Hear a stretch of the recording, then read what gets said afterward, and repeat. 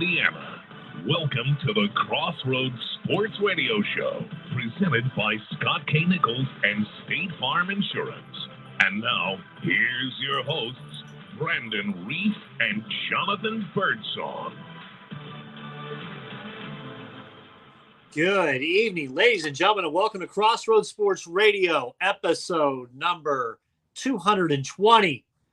Coming to you on a Tuesday night. I'm your host, Brandon Reef, joined as always by my co-host, Jonathan Birdsong. JB, how are you?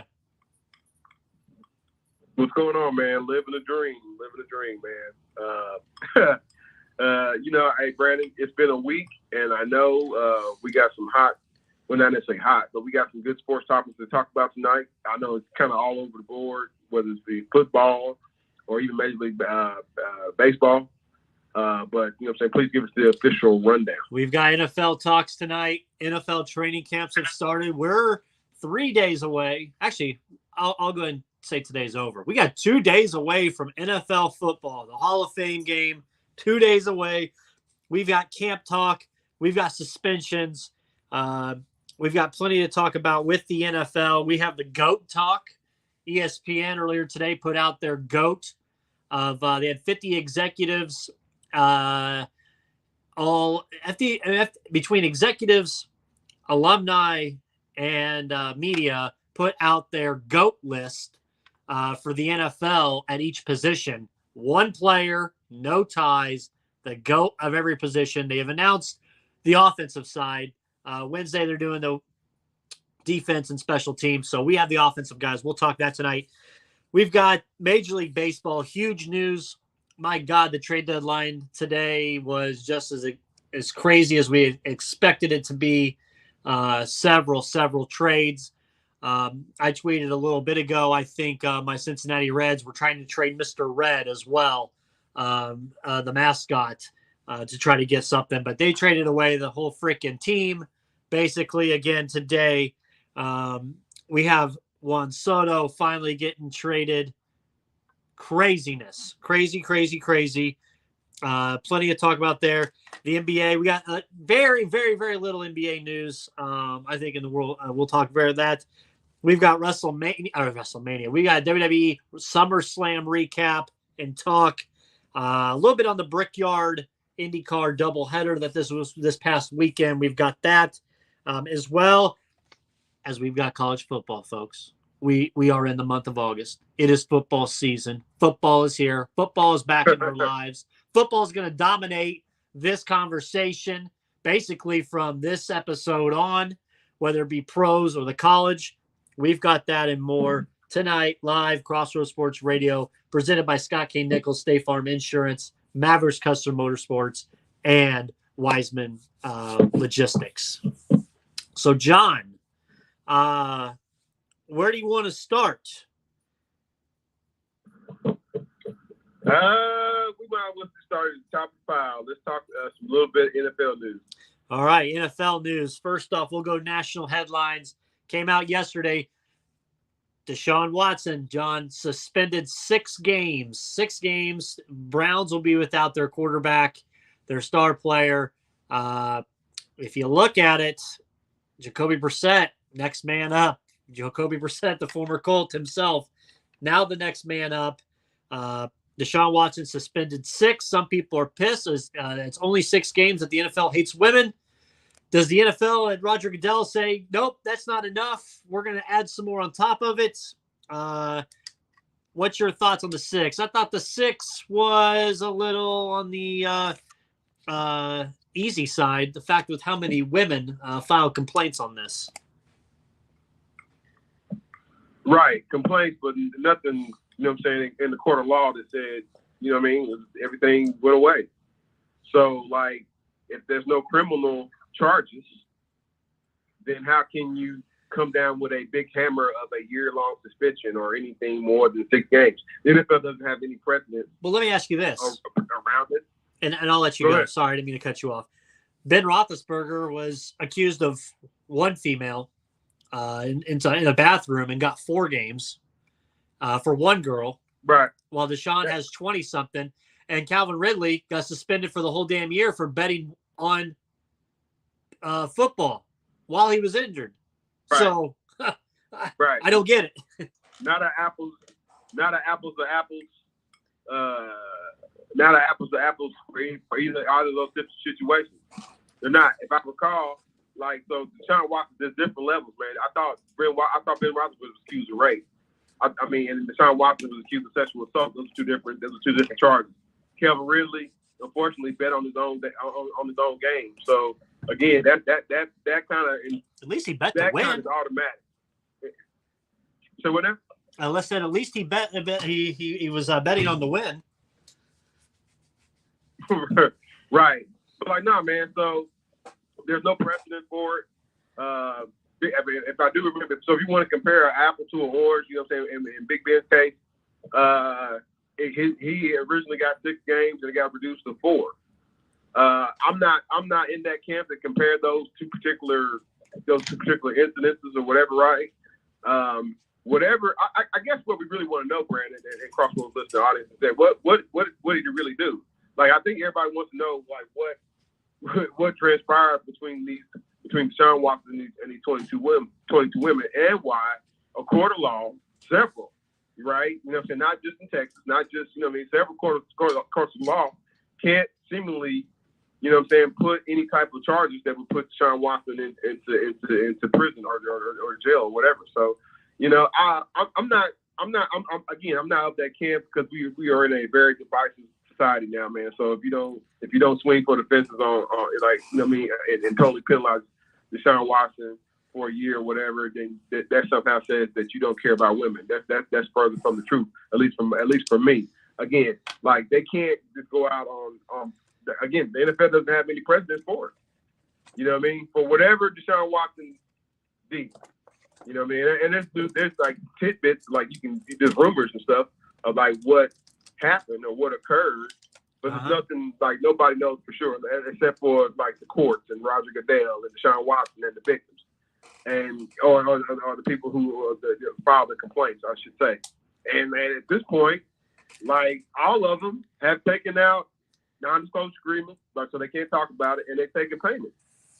So I don't know what more. I guess people want more blood, I guess. But how could you want more blood if you don't know what actually happened? Right? Yeah. So I'm fine. I mean, I'm fine with the 6 games if that's what's coming. I don't know why Deshaun Watson's camp would want I don't know why they would want to you know what I'm saying, come back and want it reduced. Like, right. He's probably walking away. He's probably walking away with, you know, if he's walking away with a gold mine. Dude, take 6 games and move on with the rest of your life, and then hopefully, you know what I'm saying, you take better care of what, you know what I mean? Again, man, listen, we are grown people, man. If you got sexual appetite that would probably have you, you know what I'm saying, somewhere in Amsterdam, or, you know what I mean, or wherever, the red light district, or whatever, then, you know what I'm saying, practice yourself, you know what I'm saying, hold yourself accordingly, man. You know what I'm saying, walk accordingly, man. But, you know, if you are putting yourself in situations where it can be continuously, like, it'd be greater, whether you will continue to lose money or continue to lose your life, like, you know what I'm saying, your time and your freedom, then, you know, again, like I said, that's something he needs to, if he hasn't already worked on, he needs to work on. You know, but 6 games, man, Brandon, I'm kind of fine with it, to be honest with you. Okay. Indianapolis Colts, John, training camp continues for the Colts. Today was the first pads day. Early word from today's practice is that the defense looks ahead of the offense on the first day of pads, which you can make what you want about it. I don't think it's that big of a deal. I think it's easier, if you ask me, for the defense to get it is easier for the defense to be acclimated with the pads than it is the offense. The offense, you got to run your routes more. Quarterbacks throw. I know Matt Ryan's thrown with pads on before, but hear me out. Catching the ball, you know, moving around in football, you're just kind of hitting, right? So it's soft hitting they're doing. So I don't take much out of it. There was a rumor today.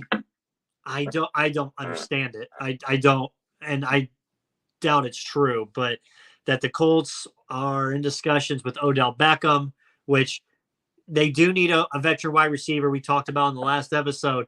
But Odell, it doesn't, the culture with Odell doesn't fit Indianapolis. It only fits that he's a veteran, and you're not going to get him on a team that needs a veteran wide receiver now, that needs it. You're not going to get him until at earliest November. So I just don't see that rumor coming to fruition. Julio went to the Bucks, so that you can take that off the market. Ty is still a free agent, but what's your thoughts? Colts defense ahead of the offense, and then these little silly rumors with Odell Beckham and the Indianapolis Colts. Yeah, I don't know why that Odell rumor keeps on coming up, man. Maybe it's a scout in the organization that really thinks that would be a better fit. A younger, yes, he's younger, but he also was coming off a bad wheel, right? In the Super Bowl, you know what I'm saying? Tore blue eyes. Yeah, and Odell falls out. You know what I'm saying? Whatever stink or stigmatism that he had leaving the Giants, going into Cleveland, and necessarily being a productive soldier, right? That's all behind us, right? But he still is injured. So the coach probably deep down there, and their soul of souls, yes, they do have confidence in Ashland Doolin and who else? And Paris Campbell and some of the other wide receivers that Chris Ballard has brought in here. I noticed the rookie and the rookie right after Cincinnati, and even there's another tight end rookie coming in. But you can never have enough, especially when your primary wide receiver Paris Campbell has a problem staying healthy. So at some point, Brent, I believe they will come to an agreement with drumroll. They come to agreement with T.Y. Hilton. It's just a number. Say it again. I'm serious, man. Julio Jones. With who? Did Julio Jones sign for like $10 million? Who you saying the Colts? Yeah, $8 million. $8 million, and the Colts aren't going to pay that high to somebody. No, so somewhere is where that'll be where T.Y.'s number is. Somewhere between somewhere between two. You buzz it all you want, man. I'm telling you, somewhere between $2 million and probably like $6. He ain't even worth T.Y. it. Hilton will be back with the coach. He ain't even worth it, John. Come on. Let's put a poll out there. I'm gonna put a poll on the Twitter. I'm gonna put a poll out there on Twitter, on Facebook. Should the Colts bring back T.Y. Hilton? I'd be interested to see what the odds come out with that would be.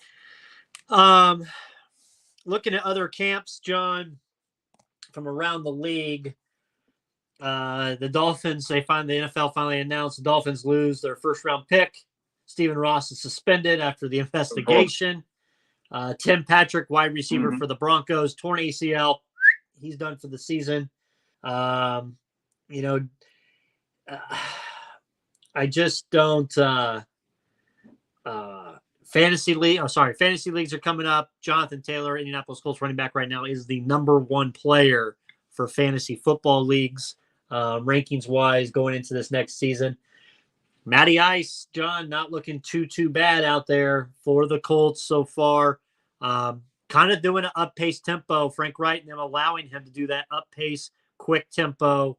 I totally forgot, John. I totally forgot when I was going through my Colts notes last night. I forgot they had Nick Foles. It just totally spaced me that they had Nick Foles. I knew they had Ellinger, but then I was like, number 9, I was like, oh, Big Nick. Big Nick's on that team. I forgot. So that'll be interesting to see. It's kind of with the preseason games, how they do. Colts' first preseason game is coming up. I believe they're in Buffalo, John, if I'm right, and then they're home against the Lions and home against the Bucks for their 3 preseason games. We talked last week, kind of give our predictions. So we'll kind of go through in the next couple episodes. We'll kind of go through the rest of the league with some predictions and win-loss totals there. My Pittsburgh Steelers, John, right. Najee had a foot injury, not too bad yesterday, just ended practice. I think he's going to be fine. Quarterback-wise, Mason Rudolph was kind of showing the way. Trubisky's getting the number 1 team reps, and then Mason Rudolph, and then Pickett.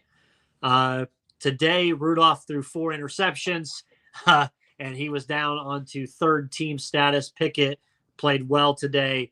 kind of was with the second team. And right now, Mitch Trubisky's still the number one starter for the Steelers, it looks like. I don't think Pickett's going to start for number one, and that's usually kind of where Pittsburgh is at with that. Big Ben didn't start. It was Tommy Maddox, and then Big Ben came in week 2, and then rolled off 15 straight wins. In this first year, they went 15-1, Big Ben's first year. Deontay Johnson, Steelers wide receiver, number one wide receiver. Obviously, no more Juju Smith-Schuster, but Deontay Johnson, he's holding out. He was in that. He's the last wide receiver from that draft class to hold out for a contract. DK Metcalf, he got his new contract. Deebo Samuel, he got his new contract. Deontay Johnson right now is that wide receiver. He's at practices. He is participating, but he wasn't in pads today. So he was doing everything but the pads. So he won't be pads until a new contract is signed.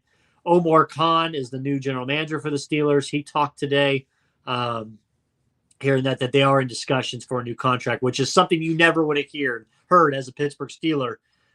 Typically, they do those discussions in the offseason before it starts, or it's done after the season. There's nothing middle of the season done on contract negotiations. So that's kind of the Pittsburgh Steelers realm, John. I've kind of been watching a little bit at a distance, kind of seeing what to expect this year for Pittsburgh. So any news or notes from the NFL that you kind of find interesting? Yeah, Brent, I wanted to back it up just a little track, man, with the Miami Dolphins and what kind of came down. Yeah. When Brian Flores several months ago kind of called the Miami Dolphins out he called the Miami Dolphins out, kind of called the NFL out, right? We all know that. But kind of called Miami Dolphins out saying they told him to rig games and throw games and things like that. So that all went to an investigation, right? And the investigation came out today. And what came out, in the wrench was the fact. Well, I haven't totally looked at it yet, but from what the punishment has been levied, right? So the NFL did their investigation. They found out that there wasn't necessarily any, tanking. That they didn't tell the coach to go in there, and tank. But there was some flirtation with Tom Brady. And with Tom Brady was under contract with another team. So some different things, So again, and the rules is rules, even amongst the owners. You know what I mean? When another player's under contract, or you have or when his free agency is coming up, there's a set date when you can talk to him. And in Miami, Miami was trying to, wiggle their way around that date and try to get Tom Brady into a Miami Dolphins uniform. I don't know. Does that look bad? Does that make Tom Brady look bad? And he's waiting for him. No, it kind of makes Miami Dolphins look, like as Brian Flores did also say, and he does say, it kind of makes him look like a second-rate organization. Yeah. You know what I mean? I don't know, Brad. I'm not going to necessarily lose my Miami Dolphins. The owner got fined $1.5 million. I think they're another team president or general manager or whatever. He got fined another $500,000. Some of these people, that's like writing a $100 check. You know what I'm saying? But again, big numbers, and they lose their first rounder and like a second rounder, Duke League. So they get hammered in that regard. But business as usual. I don't know, Brandon. Like, I guess everybody, I know it's one of them. I mean, somebody come out with some strong organizations like that and say, hey, man, I was paid to take games, man. You expect something to come out. But like I said, during this investigation, I didn't expect what come out. You know what I mean? There's been some dark chatter rumor about Tom Brady and the Miami Dolphins. The Miami Dolphins. But then again, we also remember Steve Ross, the owner of Miami Dolphins, is also a big Michigan booster, and we all know Tom Brady went to Michigan, right? Mm-hmm. He said, that he said something about not wanting, to interfere in Tom Brady's whatever. That was when, I can't even remember now. I don't even know why I told that. But again, man, who wouldn't want Tom Brady? But again, my point is, who wouldn't want Tom Brady? But again, you have to play within the parameters of the rules that are kind of set up. So, again, it wasn't worth it all.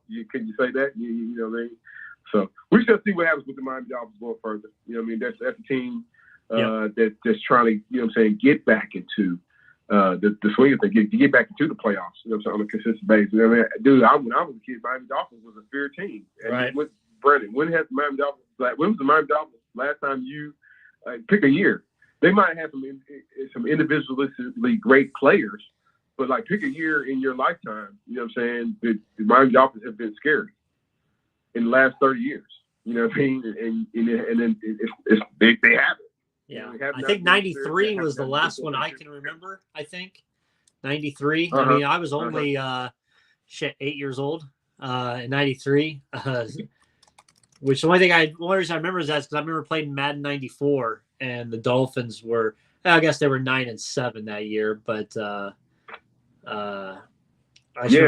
always used to play the Buffalo Bills. When the Bills kind of snapped back, right? Miami hasn't. Okay, Miami in 92 was 11-5. They were 11-5 in 92. They beat the Chargers 31-0, and then the conference championship they lost to the Bills 29-10. Dude, that's a long time ago. I know. In the galaxy far away. 10-6 in 94. They beat the Chiefs, and then they lost to the Chargers. And that's when the Chargers beat the Steelers to go to the Super Bowl. Mm-hmm. Let's see. I'm just looking. 9-7 in 95, 8-8, 9-7, 10-6 with 98, 9-7. Yeah, 11-5. They lost. Even at Christmas, 95. They were 2000. They beat the Colts in the wild card. They were 11-5.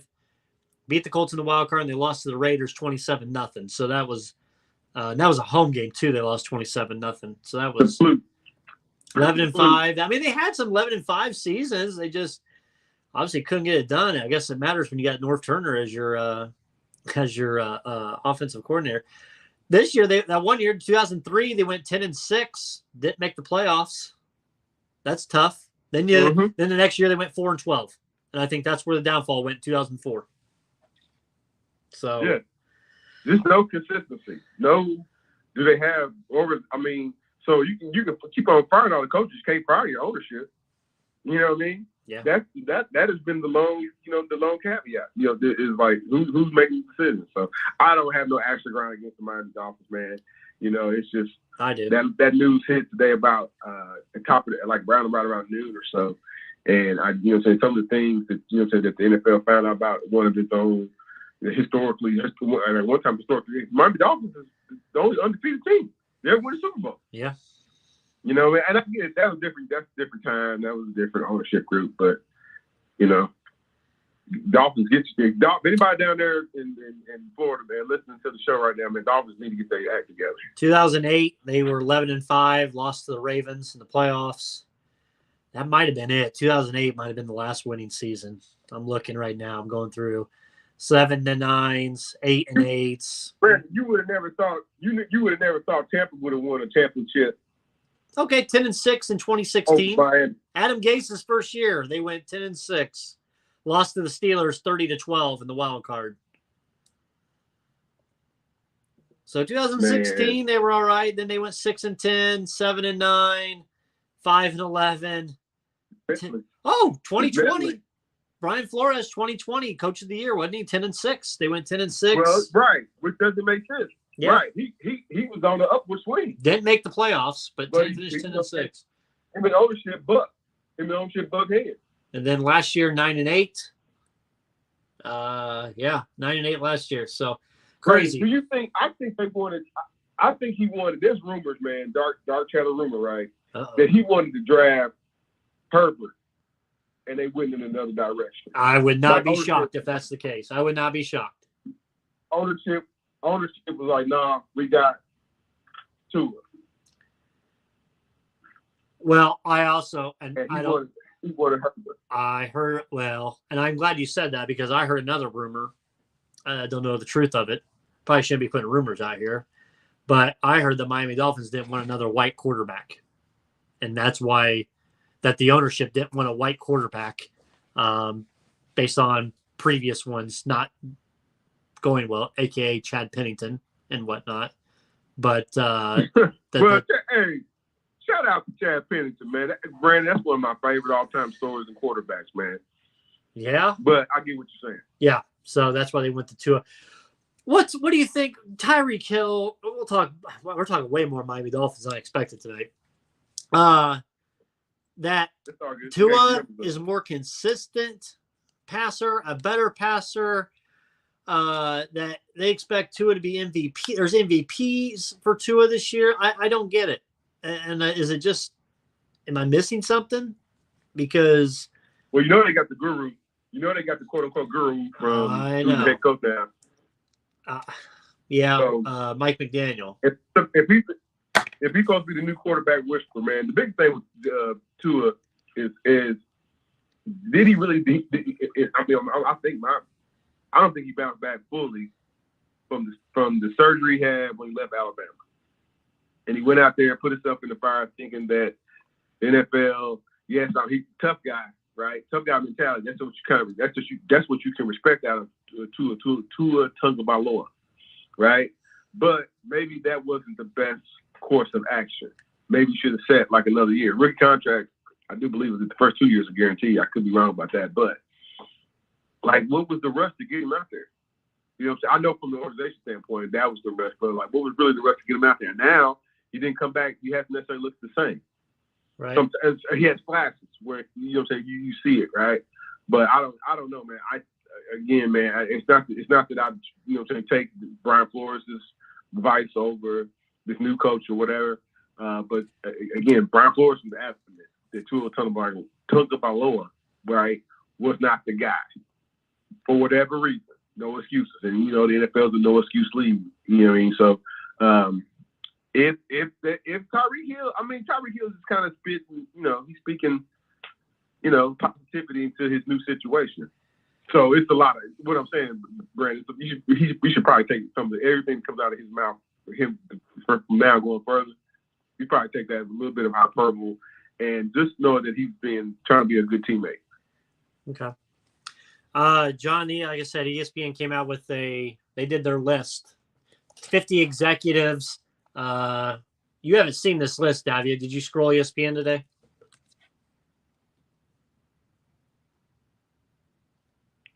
You there? Hold on. No, you faded out for a second. No, to say you haven't checked ESPN today. You haven't seen the list. I'm about to tell you, right? No, probably right, because I'm gonna lose my mind when they got who's to go quarterback. No. They picked the GOAT, no ties at every offensive position. 50 experts, NFL experts, make the call. So, John, we'll start at quarterback. Who do you think they have listed as the GOAT? 88% of the vote. Peyton Manning. I'm looking. Try again. Troy Aikman. Try again. Terry Bradshaw. Come on. Joe Montana. Joe Montana is second. He had Joe Montana was second in voting. Peyton Manning was third. What? Okay. They have I can live with that. The GOAT, Tom Brady, number one. No shock there. Tom Brady, number one. Who's that? I've never heard of him. Yeah, 88% of the vote. 88% of the vote went to Tom Brady. Joe Montana was second. Peyton Manning was third. I don't have a problem with the voting. I probably would have had Peyton Manning over Joe Montana, but looking back a little bit, Joe Montana, 4 Super Bowls, John. I guess you kind of got to get him. He kind of goes over Manning, right? Look at the talent, though. Let's bring this up. I hope B. Cotton Red is listening. Look at the talent, though. I'm gonna go back into my coach. That's when I was a fan, Brandon. Right, coach You're fan. Still a fan. But look at the talent. I mean, Joe Montana looks like, he party hard with you on a Friday night. You know what I'm saying? Did press some weights on Saturday morning and ran out. You know what I'm saying? Did his thing on a Sunday, right? Peyton Manning was born for the position. Just look at the talent. Look at the stats. You know what I mean? Brandon, it's okay. It's okay. Why does Archie Manning get a pass? Why does Archie Manning get what now? Why does he get a pass? 'Cause- He's terrible. He was terrible in the NFL. Terrible.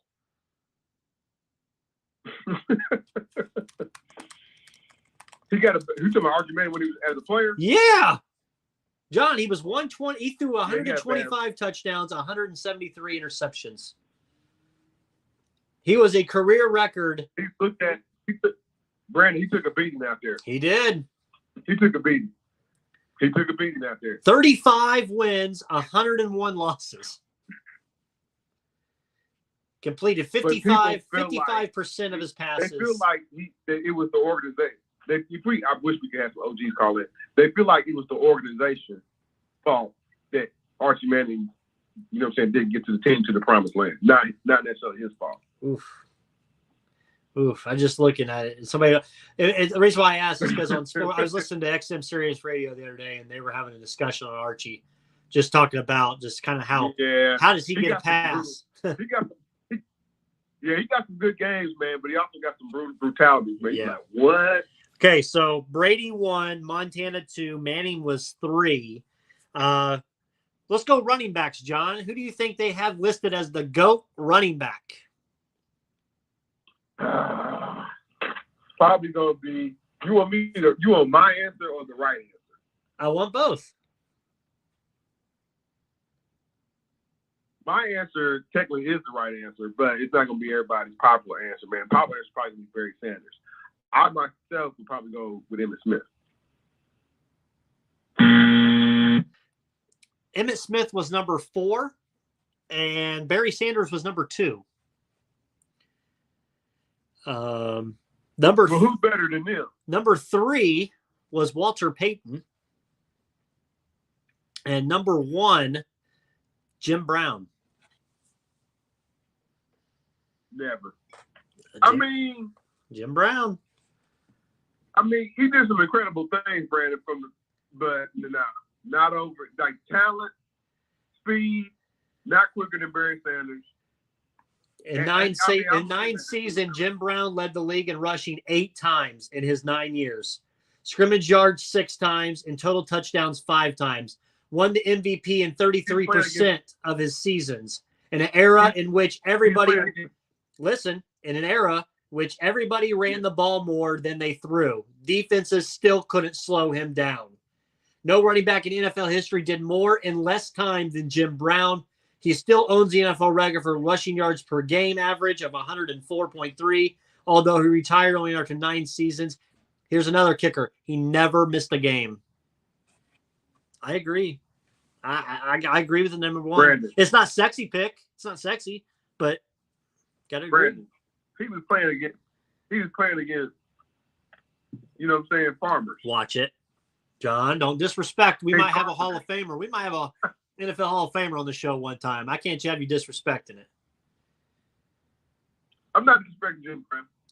I would put him over. So Jim Brown got 23 of the 50 votes. So that's 46%. Barry Sanders got 14 votes. So he was second. Walter Payton had 6. Emmitt Smith had 3.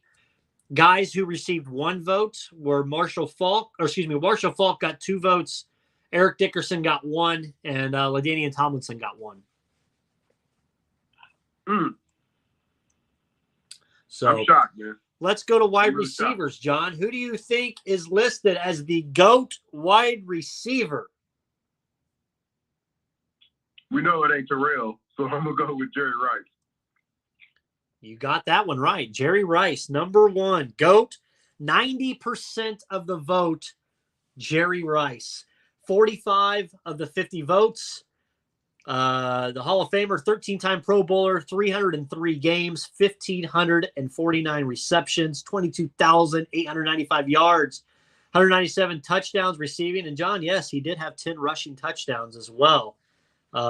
He led the league in wide receiving 6 times and receiving touchdowns 6 times.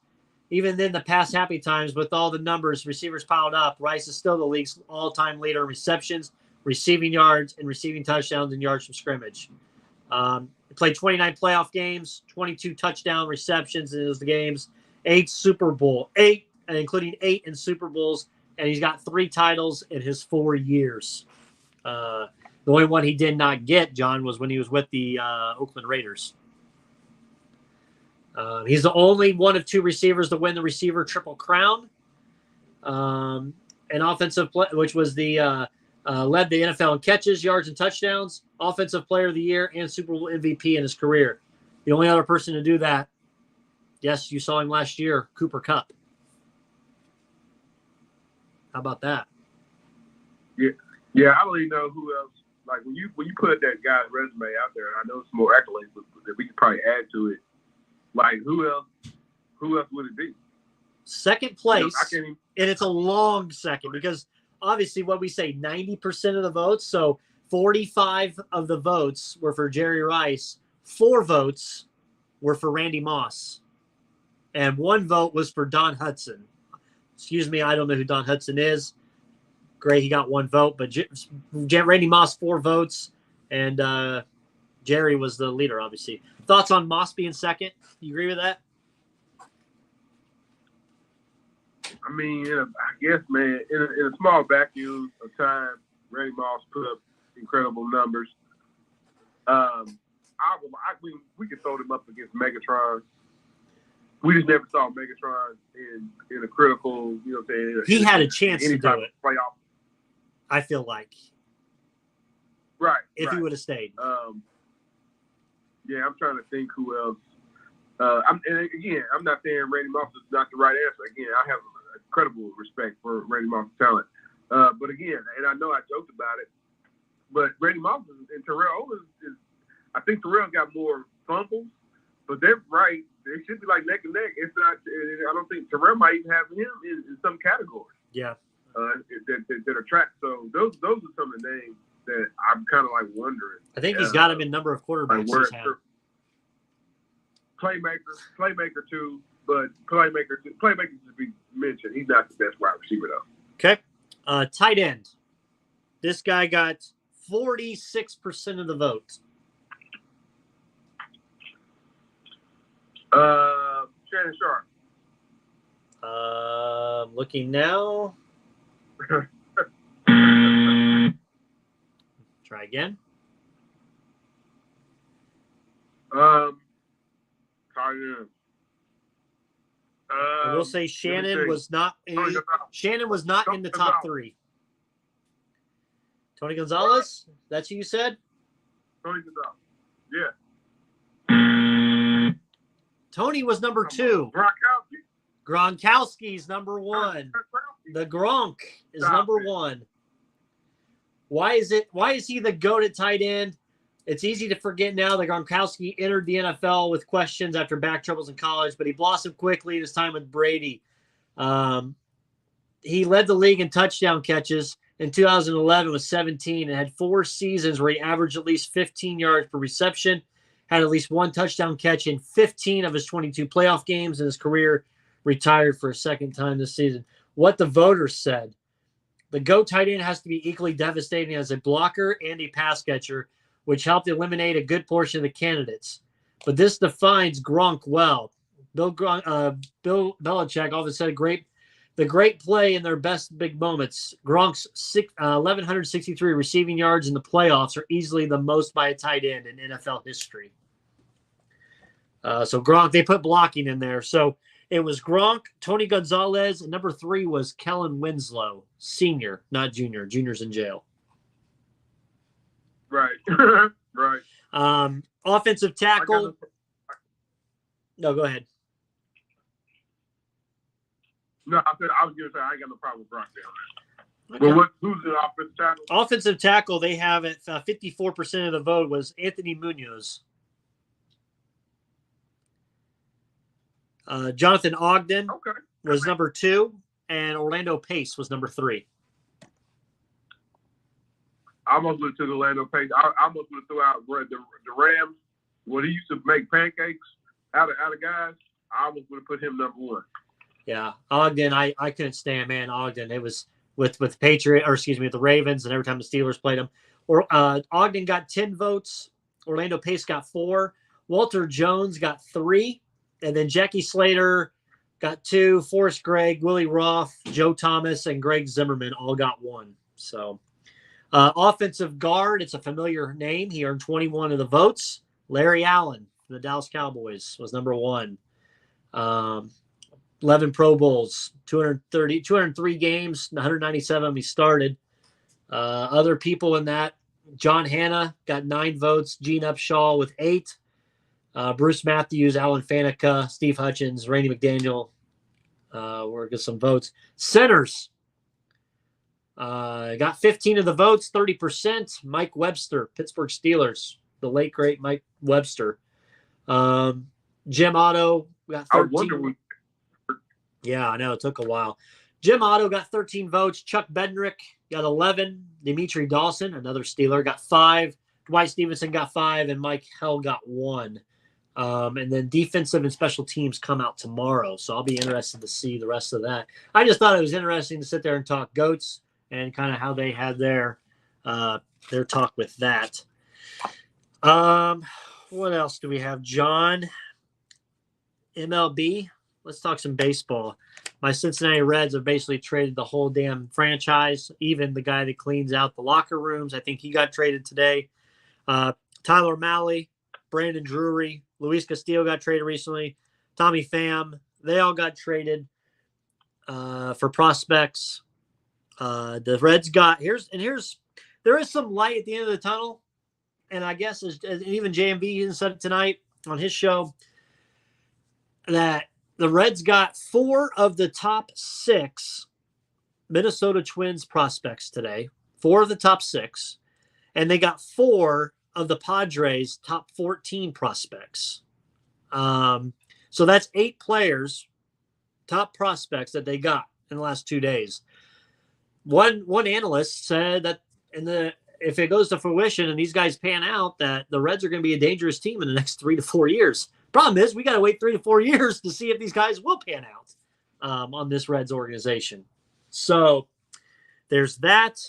The big one today, Juan Soto getting traded, Josh Bell, both of them getting packaged, going to the Padres. The Padres are loading up a squad. You've got you're getting Tatis back. You've got Juan Soto, Josh Bell. You got Manny Machado out there. Right. They just got Josh Hader, closer from Milwaukee. The Padres are making a run for the playoffs. I went ahead and put a little scratch on them before the trades happened just to see. Yeah, I did. I was going to ask, Brandon, they've improved themselves. They improved their chances. They did. They've moved the odds. The odds went from 14-1 down to 8-1. And I got it this morning at 14-1. The only thing I would think about anybody fandom gonna go crazy. It's like, what does their depth chart look like for a real World Series run and navigate? You know what I'm saying? And then navigating the playoffs. They could probably win some games from here on out, right? Yeah. You know what I mean? I think they're second, right? I think they're second in the division right now. They are, yes. Yep. They get Tatis back. He's been out basically the last three months with injury. So Tatis will be back. Starting pitching, Brandon Snell hasn't been the greatest, as what they expected this year, but they're definitely making some runs, and it's interesting to see how they'll do here. The Yankees traded Joey Gallo. Joey Gallo just, some people put the pinstripes on, John, and it just, the bright lights are just too big. It don't work out. It don't work out. Joey Votto has played crappy on a team that's been crazy. Yeah, so he's been shipped off to the Dodgers. And then also there's been some moves. Noah Syndergaard got traded from the Angels tonight to the Phillies. The Mets, they got DeGrom back. DeGrom is back tonight. His first game back for the Mets. Mets are on a 7-game winning streak right now, leading the NL East by 3.5 games over the Braves. The Yankees are playing well. John, I know you've been trying to – this is about the time where Jonathan Birdsong kind of hones in. We have all our other sports. This is where JB kind of hones in a little bit on Major League Baseball as we're getting into the pennant races. What Aaron Judge is doing right now, John, is phenomenal. It's just crazy what this dude is doing on a arbitration deal where he wants more money, and the Yankees are like, we'll give you. But what he's doing right now, he is on a tear. I think he just hit his 44th or 45th home run last night for the Yankees. This dude is earning his money, and now the Yankees also just added another guy to their outfield. They just traded Jordan Montgomery. They just added another guy to their center field repertoire. I can't think what team it was. It's skipping my head. I believe he came from the – I can't think what team it was. But they've added another big bat. But yet Yankees and Mets, the New York teams, they are positioning themselves well. Could we get another Subway Series like we did in 2000 or 2001? So. The Mets would only hope, man. I don't know. It looks like the league just kind of looked at the landscape and didn't think it wasn't going to let the Dodgers and Yankees kind of run away with for their respective sides of the baseball map, right? Yeah. And they should. So again, we got a lot of buyers this year. Unfortunately, the Cincinnati Reds we're primarily sellers. Sellers every year, baby. But I don't know, and there's gonna be even more stories about Juan Soto and what does his contract look like? Because he's not necessarily having a craptastic year either, but he's got 2 years left on his current deal. So the Padres still could trade him to recoup some pieces if they wanted. Damn. Okay. Well, we shall see what. But again, Padres the hottest team right now on paper, right? And everybody's gonna be kind of talking about them for all the reasons you just mentioned. Yeah, this is the time where anybody, you know what I'm saying, if you're just a casual baseball fan just like I am, this is time to lock in, you know what I mean? Yankees, the Twins, names people know. Houston Astros are back. Breaking news. In the world of college basketball, from the clouds, and I'm going to say from the clouds because I know Jonathan Birdsong is going to have a rant that he's going to want to include the Indiana Hoosiers on very shortly when I announce this breaking news. On Twitter, this team said, hey, and then tagged the Gonzaga Bulldogs. How about a game? Stay tuned for more details. ... We want in. John, the Kentucky Wildcats and Calipari are calling out Gonzaga, but they won't sit there and play a game with the Indiana Hoosiers. They won't play Gonzaga. They want Gonzaga. They just called them out on Twitter. Andy Katz just retweeted it. They're calling out Gonzaga. But one, that's a pretty big game, though. You know how Cal thinks. Cal thinks big game. Like, you know what I'm saying? They think that's going to be on CBS, if not ESPN prime time, 8 o'clock. You know what I mean? But for your natural rival, you keep on ducking and hiding the Hoosiers. I don't understand. No, because like that's a. Well, actually, let me play the audio for you. There's some audio I found as well. So apparently Kentucky's doing something in the arena tonight. Calipari's in a T-shirt, and he's on a microphone, and apparently they get Mark Few on a Zoom call, and he's out on a boat somewhere. So this was the audio. Can we get Mark Few on the line? Now, we're working, and look what Mark Few's doing. He's on the beat. Can you hear me? Appreciate it. Yeah, this better be important, Cal. I just got done surfing earlier, and I got a big pickleball match a little later, and then a barbecue after. So, only for you. Yeah. You win every game. No wonder you're doing all this. So you were gonna talk a little bit to my team because you said some things to me today that I thought were neat. Yeah. Hey, listen, guys. What you're doing right now is God's work. They're doing flood relief.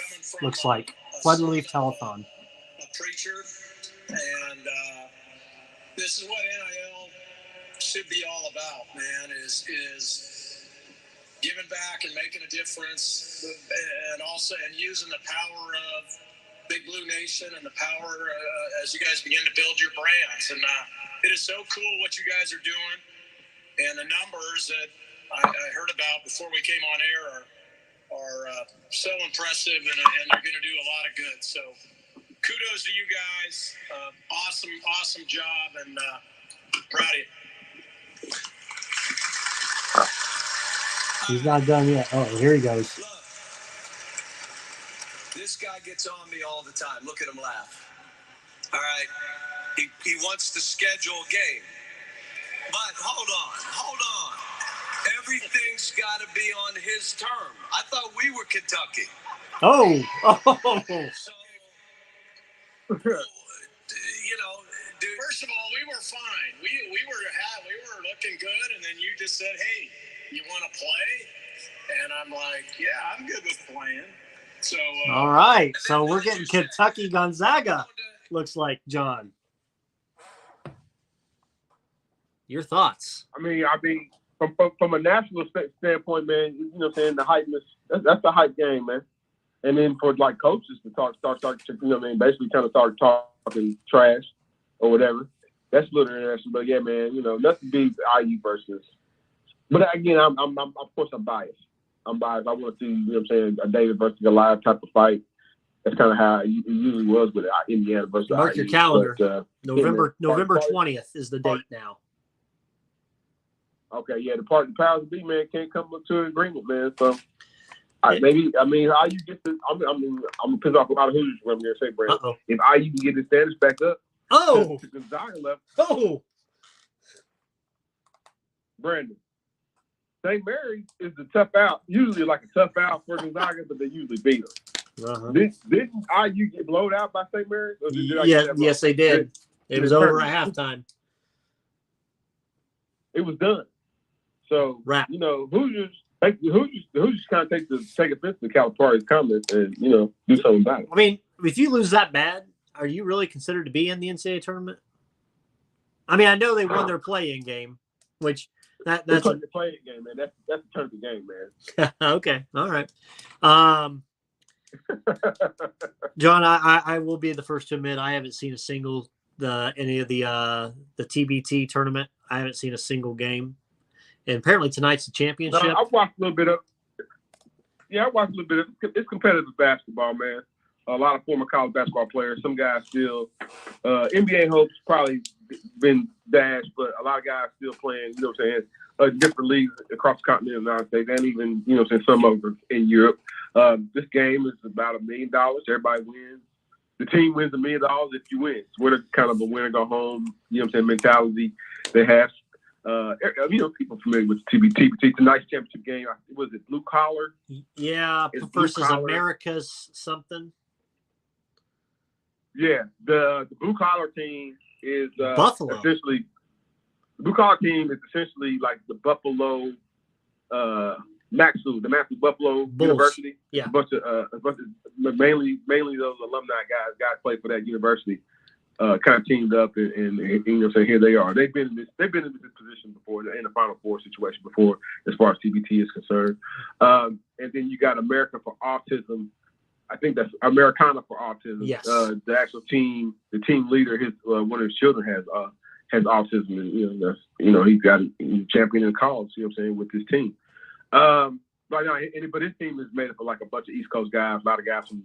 Different guys from Georgetown, Rhode Island. Not necessarily like names like guys play the NBA, but these guys, you know, still in their early to mid 30s, and you know what I'm saying, want a chance of winning $1 million, playing basketball on TV. Yeah, you know, and like I said, championship game. It's usually, you know, Brandon, it's competitive basketball, man. It really is. I shouldn't necessarily say mid 30s, man. There's some young guys out there, so right. You know. Guys is using this opportunity to, like I said, win some money and showcase their talents, man. And I'll have my eyes still. It was originally talked that Charles Barkley was going to join the Live Tour and be an announcer, and it was going to be a big spokesman, get a big payday, and it almost was going to be the end of the run, John, with him and TNT and Turner. But Charles has backtracked. He's breaking away from Live. He's going to stay with TNT. I think it's an incredible, great move that he stays with the guys. Probably got a good, definitely got a pay raise. Yeah, right. I turned down that. It's out here trying to write checks, man.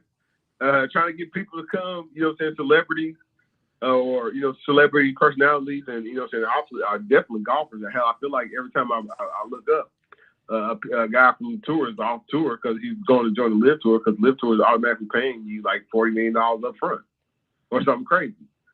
I do find it crazy. It was reported, Brandon. I know I do. Do you really believe they offered him $700 to $800 million target to my Tiger Woods? Yeah. To get off tour, John, that would have been the end. Man, that would have been the end of the PGA if Tiger would have accepted it. I'm just letting you know. No way, Brandon. You don't believe that. I do. John, if you lose your greatest golfer of all time to Live, there ain't no way to come back from that. They had to keep Tiger. Right. I think they even may have offered Tiger ownership once he decides to retire of the PGA. Well, that would be different. Once he retires, I'm telling you, I bet you they do. I think. Well, what do you think? Why do you think he turned it down?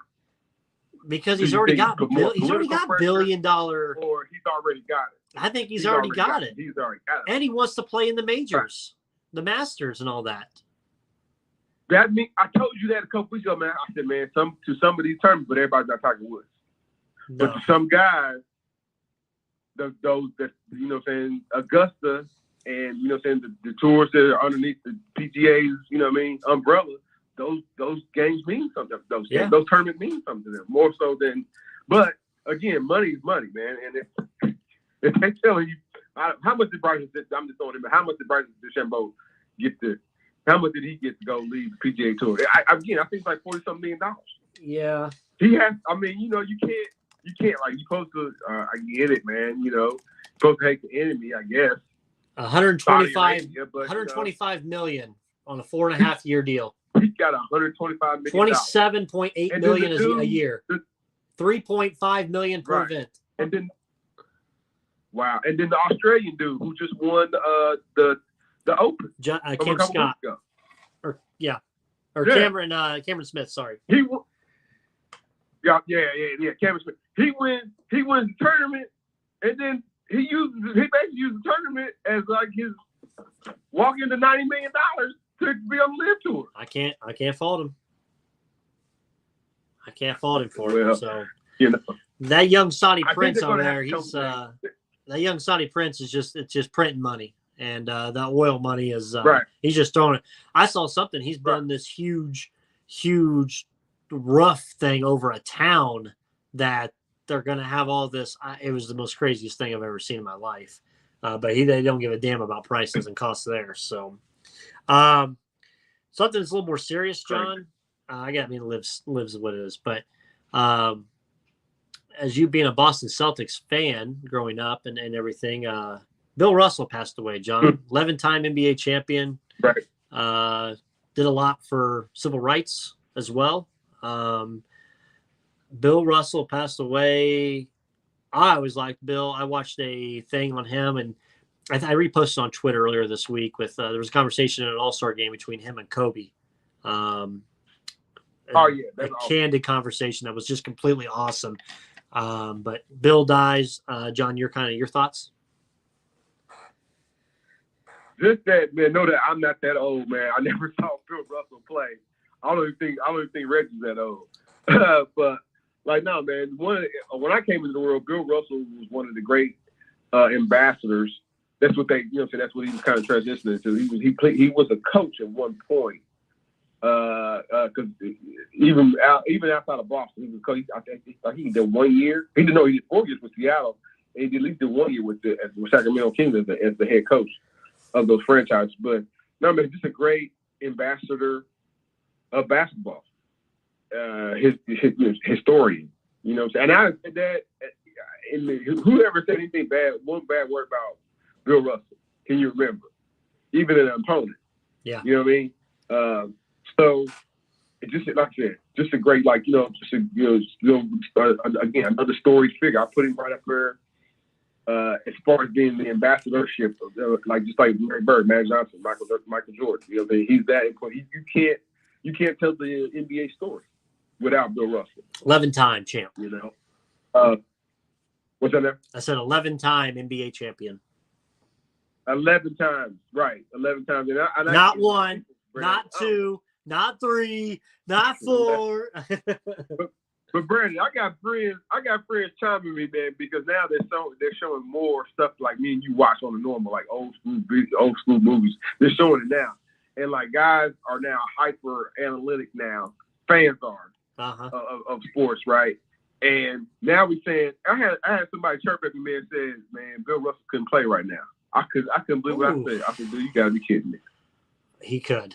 I automatically stopped talking to him, man, because that's you just ghosted him there. Say what now? I said you just flat out ghosted him. Yeah. So I just think his skill set, you know what I'm saying, kind of would drive in any era. You know what I'm saying? I know, you know, he doesn't have like great 40-point, 50-point games or anything like that. It's just you have that dominance on both sides of the court. He's responsible for even in that Kobe Bryant interview. He talked. He said, "Man, it wasn't my job to do a whole lot of scoring. It was, you know what I'm saying, the guard's job to do all the scoring. You know what I'm saying? His job was to play. I mean, he's the greatest, arguably, debatably. I won't say arguably, debatably. He's debatably the greatest defensive basketball player, and one of the top 50, 25, whatever." Greatest basketball players of all time, and one of the top ambassadors of the league, of the game of basketball. Correct. So you know, all those great things, man. You know, you just always it will feel weird. Like, you know, when you watch it, it's gonna feel weird because you've seen him every year at All-Star break. Like, you've seen him every year at the NBA draft. You've seen him every year. You know what I'm saying, laughing it up with some new young player. You know what I'm saying? He used to give out the trophy, right? Didn't he give out the trophy at the Champions? Yeah. Right. So it's gonna be real weird. Again, not necessarily a personal hero of mine, somebody I, you know what I'm saying, admire or whatever. You know what I'm saying? I did, you know what I'm saying, at one point. I ain't on what's my man's name that works out of Boston. I ain't on his level of knowing Celtic history, but I know a little bit. Max Kellerman, just from following the team. Nah, man, the dude. Bill Simmons. Yeah, Bill Simmons. I ain't Bill Simmons. Like Bill Simmons, like, man, they gonna bury him in Boston Garden. By the way, you know what I'm saying? He say what now? I said, by the way, Max Kellerman, John. I used to be able to listen to sports radio in the mornings on the way to work with him and Keyshawn and Jay Will. You can't listen to Max. You don't like Kellerman? Not when Max is on. Max always just, oh my God, it's just everything's hypothetical. He takes everything to the max. And I know that's cliche because his name is Max Kellerman, but he takes things that's like, dude, come on. They part. I mean, I would expect somebody to talk about me and you as well. It's okay. It's just we can talk about it. We can critique their show as well. He gets a little too snarky. I guess that's his way of like standing. You know, but it's annoying when he does it. Standing out in front of instead of Keyshawn and Jay Williams. Yeah, it just gets to an annoying level, and I'm just like today I was listening this morning. It was 4 minutes, and I already had to turn it off. I went straight to NFL radio on the Sirius XM, and rather listen to NFL radio. Man, you can't listen to Max like that. I used to be able to listen to him, and now I can't. I can't. So you didn't turn into Stephen A. Exactly. All right, John. I want to spend some extensive time, real quick. SummerSlam, WWE SummerSlam, Triple H's first pay-per-view. Head of creative, Stephanie McMahon, first week or so head of WWE. No more Vince McMahon. A lot of positive vibes for WWE going forward in the locker room. Big names getting back with the roster. And Sasha Naomi possibly coming back. Hiro Tai is coming back. We'll see if it's Husky Harris, Bray Wyatt, whatever comes back, and Braun Strowman, some of these big names. Ciampa's coming back at a different role. I want to talk SummerSlam. I really enjoyed the pay-per-view. I thought it was good. Good matches. They did leave the people off the card. Seth Rollins was off the card. Ciampa was off the card. They had a bunch of guys just kind of off the card that you're like, wait, what? Yeah, you had Edge come back. That's fine. I thought the title matches were good for the women's. Becky Lynch turning back to a face, going, quote, to the man status. I think that's what's best for her role and better than big time Beck. So she's out with a shoulder injury now, so she'll be back. But I want to talk Lesnar. Lesnar Reigns title match. John, it was something we've seen Lesnar and they tell, oh my God, and we're like, oh my God, another match between these two. That was a match that I didn't think it brought a different perspective to the game, to the match. It's a arena, last man standing. My God, Brock brings a tractor out there, lifts the ring up. There was a lot of spots in this. I've watched that match now 4 times in the last since Saturday night, just because it just had that big feel, and it just both guys left it all out there. I can't. And I was talking to somebody at work. Roman Reigns, there is not a match, John, that I don't think Roman Reigns has came and put out and showed out. He's showed out every single match that when he's defended this title. What was your thoughts on that? By the way, I do have my rankings that I'm working on, John, that we talked about last week on the show. I will give you a cheat. I do have Roman in the top 18. Man, hell no. Yeah. Listen, man, he's gotten. I look at Roman Reigns in totality. You know what I'm saying? Even when he was with the group, I had to look at that as well. You know what I'm saying? And what kind of work he put in, and how his character has changed, and how his character has evolved. Whether he's a face or a heel, he doesn't move me on the mic, and you know that's part. The heel it should. He's a better heel than a face. Sure. Yeah, absolutely. Absolutely. That moves the needle. He's got that needle mover shirt. Except when he was with the Shield. Like, anytime I hear him say it, John, anytime I hear him say, what's that? Indianapolis, Indiana, acknowledge me. I say, hey, JB, acknowledge him. Acknowledge your tribal chief. Acknowledge it. You got him in, Brandon, you got him in the top 18. He wouldn't. Can I tell you? He's not over like. Can I tell you he's at 18? He's at 18, John. I got him at 18. Relax. His ring game is good. I will tell you this. I have him over. Go ahead. I have him over Mick Foley at night. I have Mick Foley at 19. Hell no. I got Mick Foley at 19. I've got Roman Reigns at 18. 17, Macho Man Randy Savage. All right. I don't know why you don't have Macho Man Randy Savage in the top 10, man. You holding that WCW career back against him. Whoa. No. It's not just WCW. Impact. Who was he coming down there with? Major Guns? What was one of his Major Guns? Oh. Can I give you my 5? No, he wasn't with that. I can't remember. Oh. Yeah. I don't know if I want to cheat and give you my 5 right now. Let me just give you a couple names I have out here as I'm working on this list. I mean, right now I probably have 40 names, and they're just kind of spread out throughout right now. And I'm trying to work the list, like move them around on my spreadsheet and everything. Let me just throw some out here at you. You may lose your mind. I do have Ray at 41 because I was going to say he's not going to be ever in the top 40. He'll be 41. Arn Anderson. I got 39. Are you okay with that? I'm about to lose my mind here, man. What? Arn Anderson should be in everybody's top 25. I got Hulk Hogan at number 10. Dude, this show's about to be canceled. Number 10, John. Number 10. Because you said everything. Everything, right? It can't be the leg drop of death. Hulk Hogan is everything. He's only had 2 gimmicks. He had the most over gimmicks in the wrestling. He did. He was the king of the baby faces. Dude, he has too many moments, man. John, I still have him over Cena. Cena's at number 12. That's where John Cena should be at. Thank you. Okay, thank you. We agreed there. I'll give you 15 is Triple H. 16 is Angle. I got Jericho. I'm glad you said that. I got Jericho at 9 and Hogan at 10. There's no way. I mean, right now it's a working list. I got you. I got you. The top 6, and this is a working list. Top 6: Number one, the guy that just had his last match, Ric Flair. Number one. Thank goodness.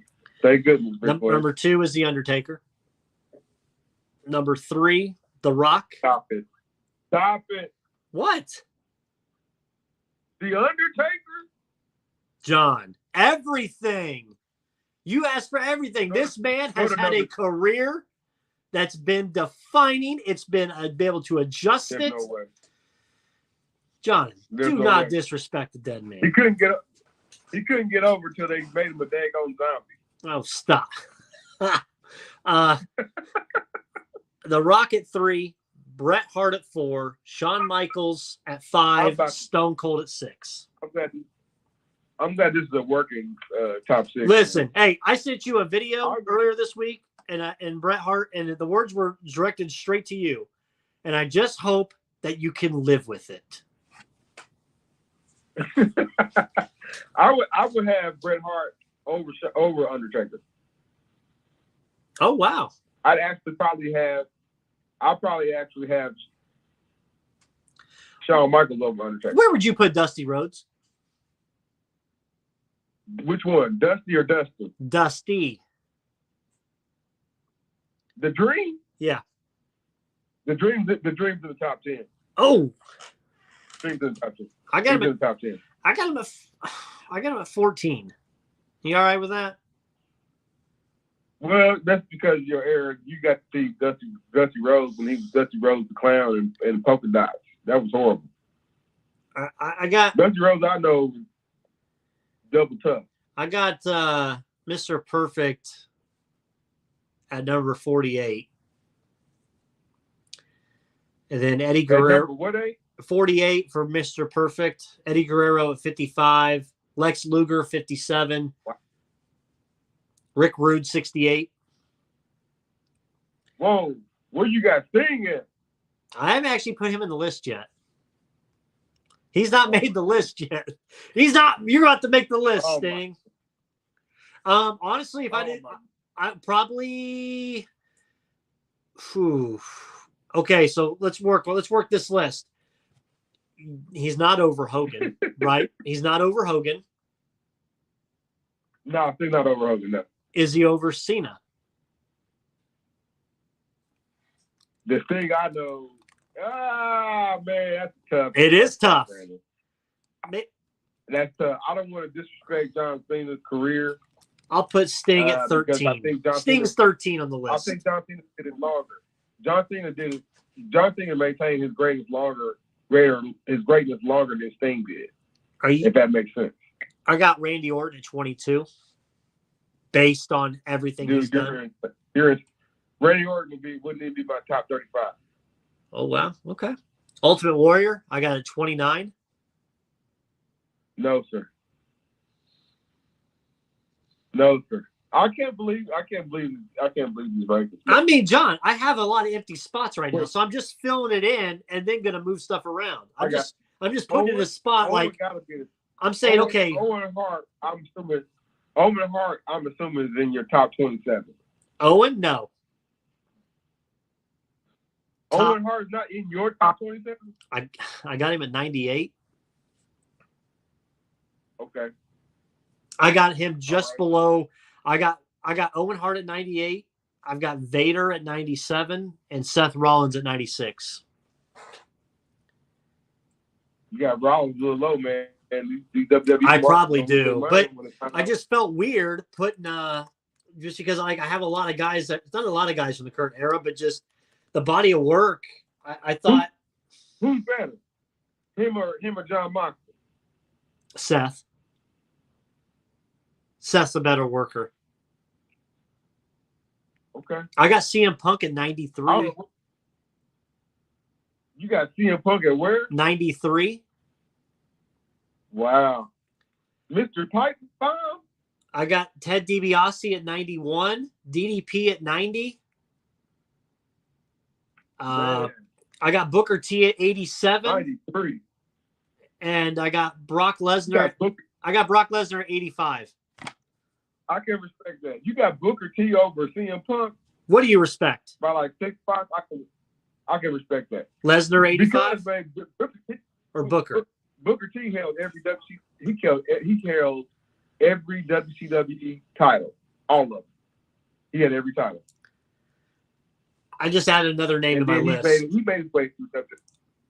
He made his way through WWE. You can respect WWE. You can respect King Booker. You can respect his WWE career too, as well.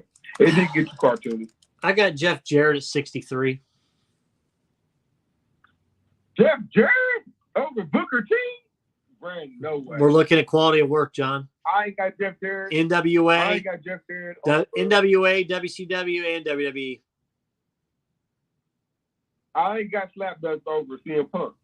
I got Batista at 51, Eddie Guerrero at 55 currently. You said that. Batista at 51? Lex Luger 57, Scott Hall 60. Brandon, shouldn't Batista be a little bit closer to John Cena? I don't know, John. I'm fighting it. I mean, I have 1, 2, 3, 4, 5, 6, 7, 8, 9, 10, 11, 12, 13. I got 22 empty spots between there. So between him and empty spots. He can move up, but right now I'm just kind of going through the list in my head of people and putting them in, and then I'll start moving. They gonna make the top 100? Ooh, shit. I don't. Oof. He's gonna have to, based on his gimmick and how good it was. Right. If I have to do first look right now, just somewhere to place him right now, probably at 73 or 74 behind AJ Styles.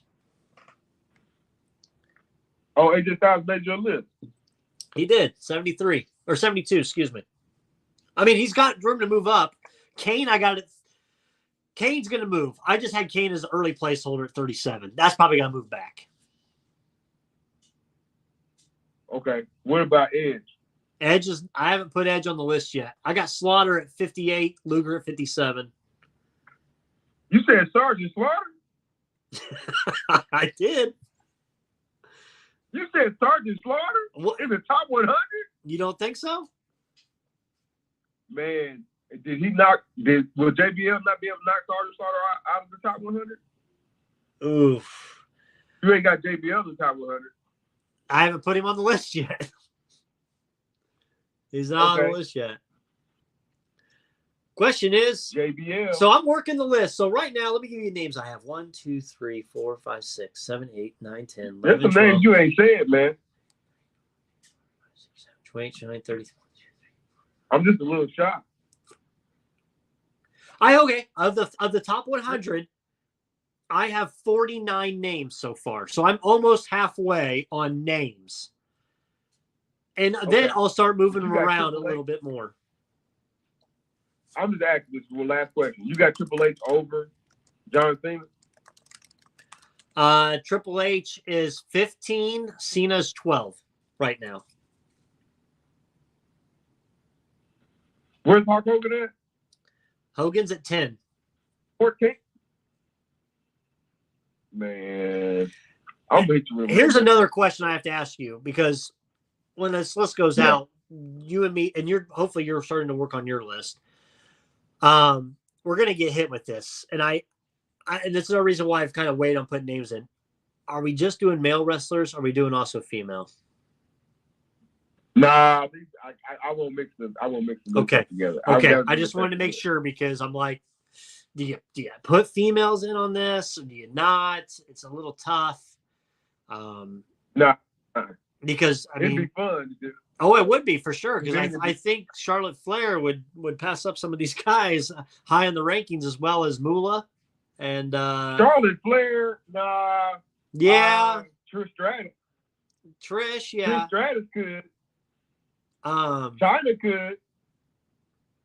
What's your thought? Maybe not China. Trish Stratus could though. You probably it's kind of, I guess it was Twitter between you. How shook were you on the Buff Bagwell picture from 2022 I sent you? I can't believe it. I didn't know who that was. I thought that was. I didn't know either until I read the caption, and I was like, "What?" Yeah, that's crazy. You're gonna call me disrespectful. There's two names I forgot to put I have on my list. I got Diesel / Kevin Nash at 49, and Rob Van Dam at 69, and Terry Funk at 47. Okay. You okay with that? I got a monkey wrench for you. Roddy Piper. Ooh, I haven't put him in yet. I need to find a spot for that. I do. Just write it off to the side. Roddy Piper. Just write it off to the side. Hey, Roddy Piper. And this will piss some ECW guys off, but I don't have Taz or Sabu that's going to be in this list. I'm sorry. No, there won't be no Taz. Taz wouldn't be in nobody's top 100. No. Sabu either. Sabu either. And I will not. I'm not going to put the character Mr. McMahon in that list, even though he could easily be in there based on what he's done storyline wise with so many different people. But sure. Hey, do you put? He can't be in your top 100, but Dolph Ziggler, like 100? No, I don't. He puts on good matches, man, does. But he don't have original gimmick. I'd liked him better when he was with the Spirit Squad, but no, he's not in my top 100. Trying to think who else. There's some names out here you forgot, man.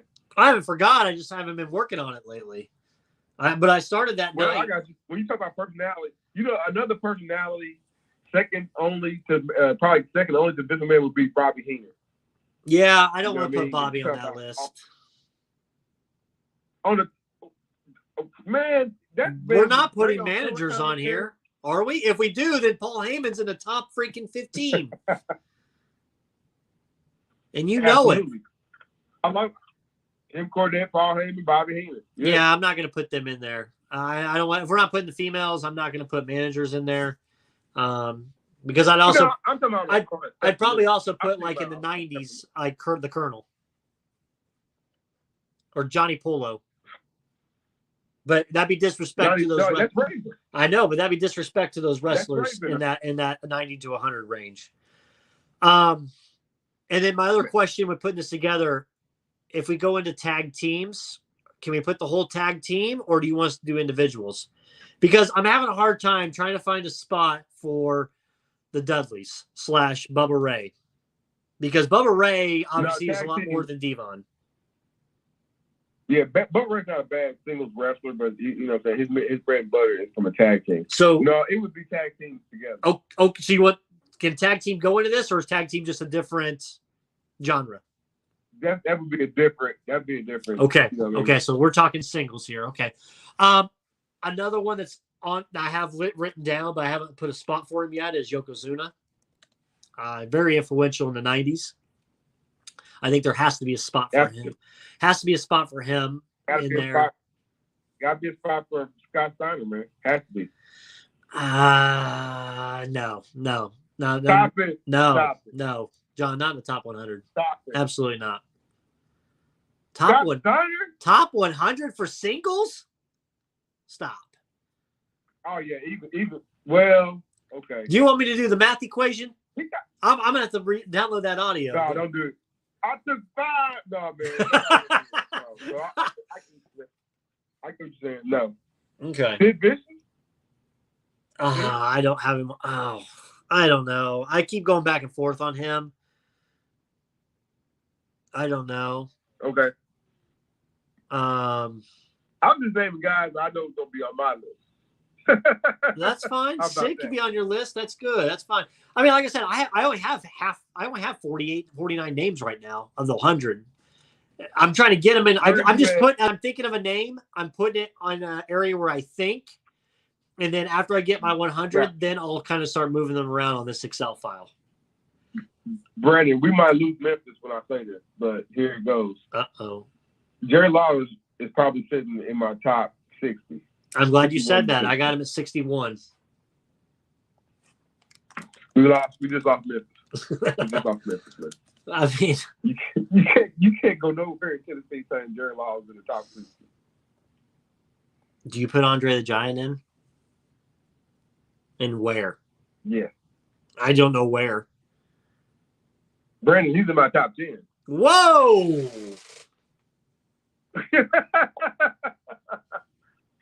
Andre the Giant's in my top 10. Oh my goodness. I don't know about that either.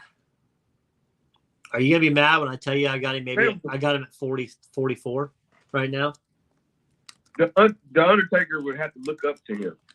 44. Where do you have the Giant Gonzalez?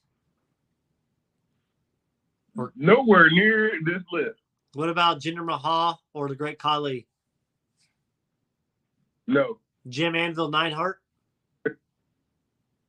That is a single no. What about the? Well, I guess it's more of a tag team. I was gonna say the Quebecers. Actually, that's gonna be a good one. We're gonna do is gonna be the tag teams. It was he was with the Mountie first, and then he got, you know what I'm saying, he got if we do after we do this top 100 of all time, then I feel like the next one we need to do is the top 50 tag teams. Because there's some groupings that I like Rated RKO. I always liked that that tag team in there. I thought that was great. You already know. I mean, you already know who my top five. You know, one of my top fives already. They're one of the greatest tag teams ever in history of professional wrestling. The Hart Foundation. Oh yeah, for sure.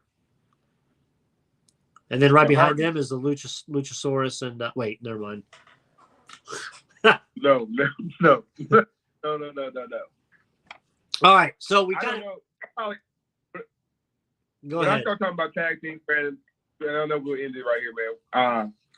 I'm probably gonna piss a lot of people off, man. Just a forewarning. Just a forewarning. It's all right. So now let's get back to where we were. Roman Reigns, Brock Lesnar title match. What was your thoughts? I mean, they're the two best opponents. I mean, they work well together. They tore the house down. Literally. Yeah, they work well together. They put on a believable match, and then they allowed Brock Lesnar to do the WWF thing and bring in a tractor, something crazy. You know what I'm saying? Overall, I thought SummerSlam was pretty good. I gave it if I put a grade on it, I give it an A-, B+. Okay. But no, man. But Roman Reigns, then they're gonna probably dance again. They're not gonna take the title off of. They're not gonna take the title off of Roman Reigns at the next. I think who he wrestles Drew McIntyre. Yes. Next at the big pay-per-view. At the Carnage. Yeah. At the Clash at the Castle? Yeah. So the Clash at the Castle. Clash at the Castle. Yeah. I think they put on a good match, and then somehow there'd be some type of outside out of interference or whatever. But they're gonna do another. I mean, maybe at some point they might take the title off of Roman and put it back on Brock. But right now this is the best thing they kind of got going, so they're gonna milk it. Acknowledge me. I'm gonna download that audio clip so I can play it in here for you. All the ways. Last thing on WWE, we'll put a bow in it. You are a crazy son of a bitch enough that you would probably have Brutus the Barber Beefcake in your top 100, and I will end it with that. I have who in my top what? Horace. Brutus Beefcake. Beefcake. Horace, the disciple. No, I don't have. No, I don't have him in top. He's not in top. He's not in my top 75. Good. All right, John. I want to go to some Kyle. Well, first off, let's do a quick ad read, man. We ain't done any ads. We need to pay some bills. Let's do a quick ad read. We come back. We're gonna hit one of my favorite sports that's coming up. We'll be back after these messages. Stay tuned. You've changed thousands of diapers, cut off hundreds of crusts, played hours of peekaboo and duck goose because you'd do anything for your kids. That's why it's so important to protect them with life insurance from State Farm. State Farm Insurance agent Scott K. Nichols will help make it easy and affordable to help protect your family no matter what the future holds. Because for the people you do anything for, life insurance could mean everything. Call State Farm agent Scott K. Nichols in Indianapolis today at 317-243-3509. Like a good neighbor, State Farm is there. We also want to thank our sponsor, Maverick Custom Motorsports, where ideas are created, dreams are born, specialized in custom motorcycles, boats, slingshots, Jeeps, and trucks, offering pickups, deliveries, and shipping worldwide. Check them out today, MavericksCustomMotorsports.com. They carry all the top brands and more. Worldwide shipping. Check them out, maverickscustomersports.com. Let them know Crossroads Sports sent you. Crossroads Sports would also like to thank Wise Logistics. Their team is dedicated to the successful delivery of your packages. Services, domestic and commercials, are available for delivery of your packages 7 days a week, 365 days a year. That's Wise Logistics. Hit them up at 877-744-6212. Wise Logistics. All right, John, I want to talk this sport.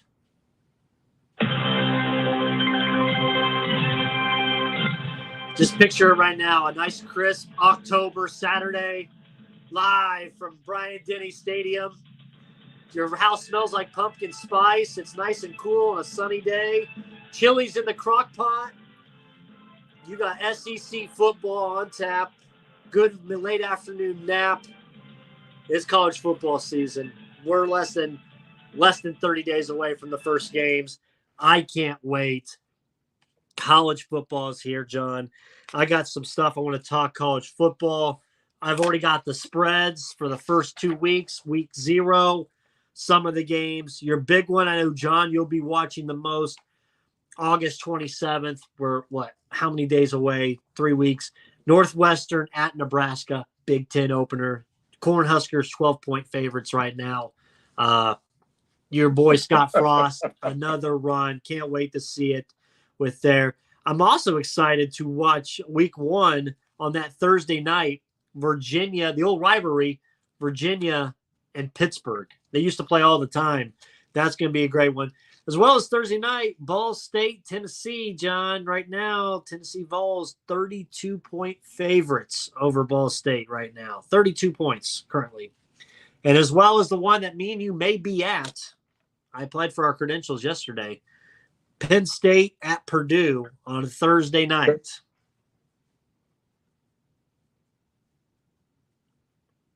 You excited for that one? Brandon, you cut out one more. I'm sorry. No, I said, and then one that me and you might have credentials for, Penn State at Purdue on a Thursday night. Thursday night? What day is that? September 1st. Oh, man. Night game. Oh, wow. They're sparing no expense there at West Lafayette. New scoreboard, new all that. John, I just some college football talk I want to do with you real quick. I got 1, 2, 3, 4, 5, 6. I got 7 teams. I'm going to give you their over-under for what's on DraftKings Sportsbook right now. And I want you to tell me, are they over those wins or are they under those wins for the season? And a little bit of quick analysis for each one of those, okay? Okay. First one, Notre Dame Fighting Irish. Their over-under is 8.5 wins. They'll get 8. They'll get 8 wins. So over. Well, they have to have 9 to be over. They'll get 9. You think they'll have 9 wins? I know this is a year of transition for Notre Dame. New coach, new quarterback, right? Probably new offensive system. But they got that super solid defense. And they that team's gonna be invigorated playing for that particular coach, man. Because that's the guy. You just don't want to get yelled at by Reggie right now. Promoted. You just don't want Reggie to yell at you. No, man, nothing like that. Nothing like that. No, man. I think and they have a standard in Notre Dame. This ain't like, hey, man, fall back and let's get 4 wins. They didn't make my guy the coach for nothing. So I think they're over as well. But I got them at 9. They're overrun. Yeah. I got them at 9 wins. Just put some cookies in that cookie jar. I think they lose to Ohio State in the first week. I think they lose to Clemson at home. And I think they lose at USC. Ooh. Yeah. They returned 15 starters this year. Marcus Freeman, they were 11-1 last year. Marcus Freeman's one game. They lost. In the bowl game, they were up big, and they wilted it away. So, but I've got, so we're both saying over 8.5 for the Notre Dame Fighting Irish. Okay. Ball State Cardinals, John, 5.5. And Mac play? Come on, man. They get more than 5. You think they're going bowling? I think it's under. I think they get 5 wins. I don't think they go over the half. What? John, that roster is not looking the greatest this year. Just going to throw that out there. It's not looking the greatest. Okay. Especially when you're looking at tennis. So, and by the way, somebody was talking to me on Twitter this morning, a buddy of mine. He thinks Ball State's going to cover that 33 points against Tennessee in week 1 at Knoxville, Rocky Top. I think they have a chance, John, just because it's the first game of the season. Rocky Top may be a little rusty, but they've got a great team. But I think they may be a little rusty. Ball State can get within the number. Yeah, if Ball State can run the ball, something that they've kind of been known for the last couple of years. You know what I'm saying? They don't necessarily have the most athletic wideouts. I don't want to get in trouble by saying that. I think they do have some guys that are all MAC when it comes to that. They put you know what I'm saying, those kind of guys. You know what I'm saying? They got the Ball State represented that. You know what I mean, from their position, but you know it also depends upon. Can their defense hold? And that's they might have they have like one hit. You know, that's how Ball State is. They might have 1 or 2 issues solved after on the field, but you know what I mean. They don't have good defense. So I'm hoping you're right, Brandon. I'm hoping that you're right. They sneak up on Tennessee and still win. USC, Lincoln Riley's first year at the Trojans, 9.5 wins right now is the over/under for USC.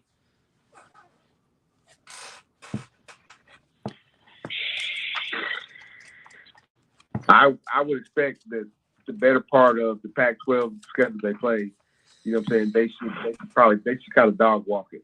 Oregon will still be a challenge for them, and maybe one of the Washington schools, maybe. They don't play Oregon in the regular season. Okay, there you go. Then saying that, Brandon, I'll take over 9 wins. Okay. Yeah, they've got Rice, Stanford, Fresno State, Oregon State, Arizona State, Washington State, Utah. That'll be their toughest. Utah right now is picked to win the Pac-12. Arizona, California, Colorado, UCLA, and Notre Dame. So Utah will be the tough one. It's on the road. So Michigan Wolverines, John, 9.5 wins. Michigan. 9.5 wins. Yeah. You believer in Harbaugh? Over 9. Believer in Harbaugh, even though he ain't believe in his own program. Okay. I got them finishing second in their division, behind Ohio State, obviously. So I think as well they're over on the wins. Lincoln Riley's old team, Oklahoma, 9.5.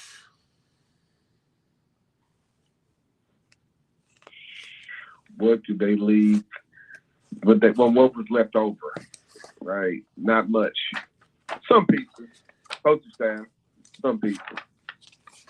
What they're on the field, you know what I'm saying? They had, you know what I'm saying, quite a few guys transferred to different schools, especially the quarterback, right? Transferred, you know what I'm saying, left with the coach.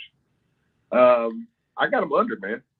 It's not a year, again, another year of transition for a power team. Okay. So, so I got them under 9. Purdue Boilermakers, 7.5. Aiden O'Connell was 5-1 his last 6 games of the year, and in the top 3 in passing in the nation. Aiden O'Connell back for another year, 7.5 wins. I like that.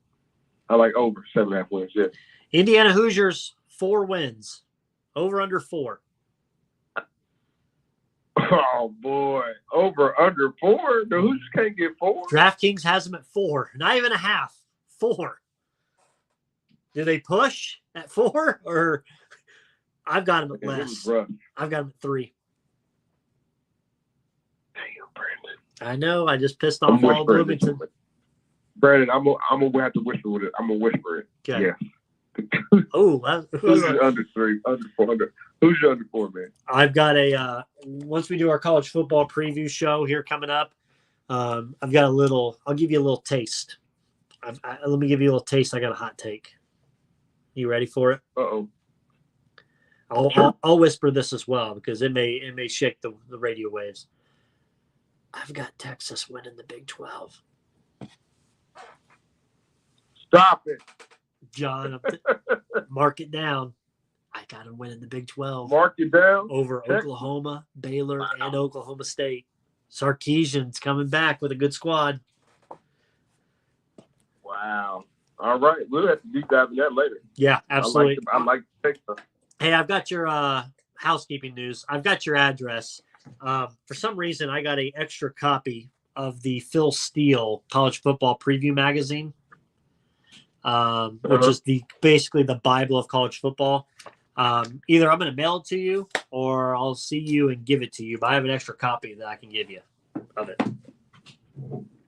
We'll be up. Yeah, you safe, Stan. Yeah, it's the Bible of college football. Phil Steele is one of the best, and for some reason I got two copies. I got a national copy that has the national players on the cover, and I have the Midwest one that's got Purdue, Notre Dame, Michigan State, and Michigan on there. So, but college football is coming, John. I can't wait. I just wanted to go through some college football over-unders with you. Real quick, NASCAR, Brickyard, IndyCar over the weekend. I thought it was a good race. My guy Will Power, who I bet on, did not win. And Alexander Rossi got the win there, so it was good for them. NASCAR-wise, what a crazy race it was. Tyler Reddick got the win on Sunday. I did love seeing the trucks at IRP on Friday night. That needs to be a fixture. I did talk a lot of the race teams that were staying at the hotel I'm at, and they said that the IRP needs to be a fixture on the truck race schedule all the time now, and they haven't been back in 10 years, but it needs to be a fixture always. And they want to have the Xfinity cars have a second race throughout the year at IRP. So that would be nice and cool to see as well. So real quick, week one, I forgot to give you a couple other quick lines for week one for college football. John, Ohio State's 15.5-point favorites right now over Notre Dame. 15.5. No respect. No. Who else we've got? I would take LSU. Yeah, LSU 3-point favorites at home against. I don't think that is home. I think that is played at the Chick-fil-A Kickoff Classic in Dallas. But Florida State and LSU. LSU's 3-point favorites right now. So it's gonna be a good one. It is. It's gonna be a good one. College football's coming, my guy. We'll do some previews showing up here soon. Any other final thoughts before we go, John? No, man. Hey, listen. We'll be scouting more and more college football. I know we didn't mention Texas A&M. I know their expectations to be, he's bigger this year, especially when they have, when they play Alabama. Hold on, real quick. While you're talking Texas A&M, you remember the whole thing with Jimbo talking about NIL? Talking about Nick Saban, NIL, yada, yada, yada, that whole thing. Why did I see a video this week on Texas A&M's Twitter account that showed one of their assistant coaches / whatever he is on the sidelines showing the freshmen around the stadium and pointing to the press box suites and saying, those are the guys that are paying you right there. They're going to be sitting right up there in those seats. Hello? You say you don't take the dirty money, the NIL money. You're pointing it out right up there. Come on now. A&M, you're better than that. Come on, Jimbo. So proceed. Sorry, I saw it on Twitter this week. I was like, my God. No, I get include you. No, man. So no, there's a ton of big games going on. A lot of pressure for certain programs. IU, one of them. Man, 4 wins. But no, man. We'll deep dive more into it as the weeks come up, as the weeks progress. Perfect. All right, John, it's a good show this evening. Did a Tuesday night show. I've got a busy rest of the week. So it was good to get a Tuesday night show in. But college football's coming. We'll come back better than ever next week. And then before long, we're going to have our guy Tanner on here. We'll be doing our pick'ems for college football once again. So till then. Yeah, I can't wait. Yeah, tune in to Twitter, Facebook discussion. Myself and Jonathan will be talking all things. Hey, continue the discussion with us on our wrestling list. John's working his list. I'm working my list. They'll be out in a couple of weeks, I'm guessing, or a month.